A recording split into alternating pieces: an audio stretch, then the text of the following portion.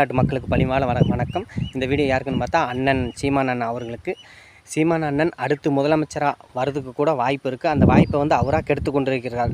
ஏன்னா அவரை மீட்டிங்கை நான் நிறையா மீட்டிங் பார்த்து கொண்டே வருகிறேன். சில மீட்டிங்கில் பார்த்திங்கன்னா நம்ம இந்து கடவுளை பற்றி குறை சொல்கிறது, அடுத்து பார்த்திங்கன்னா எப்போ பார்த்தாலும் மோடியை பற்றி சிந்திக்கிறது. எந்த மீட்டிங்லையும் பார்த்தாலும் மோடியை பற்றியே தான் குறை சொல்கிறாரு. மோடி என்ன செஞ்சார், மோடி அதை செஞ்சார், இதை செஞ்சார், அங்கே போகிறார், இங்கே வரார், ஊரை சுற்றுறார். இதுவே தான் அவருடைய குறை இருக்குது. எந்த நேரம் பார்த்தாலும் மோடியே சிந்திச்சுக்கிட்டு இருந்தால் தமிழ்நாட்டு மக்களை பற்றி சிந்திச்சு தமிழ்நாட்டு மக்களுக்கு என்ன சொல்லணும், தமிழ்நாட்டு மக்களை நல்ல வழிக்கு கொண்டுட்டு போகணும், தமிழ்நாட்டு மக்களுக்கு படிப்பு அது இதுன்னு சொல்லி அந்த ஒரு சிந்தனை மேக்ஸிமம் அவர் பேசுகிறதில்ல. எந்த மீட்டிங்கை பார்த்தாலும் மோடியை குறை சொல்லி கைதட்டு உசிலுன்னு பறக்கிறது. அதனால் நான் என்ன சொல்கிறேன், இப்போ கனிமொழி அம்மா கூட பார்த்திங்கன்னா இந்த ஃபஸ்ட்டு சேர்க்கறதுக்கு முன்னாடி சொன்னாவ நான் வந்தால் மதுவை ஒழிப்பேன். ஆனால் அந்த அம்மாவே மதுவை காய்ச்சி விற்றுக்கிட்டு இருக்காங்க. அவங்களே பீர் ஃபேக்ட்ரி, சாராய் ஃபேக்ட்ரி எல்லாம் வச்சுருக்கிறாங்க. இதை எந்த தமிழனுக்கு ஓட்டு போட்டு மறுபடியும் அந்த அம்மாவே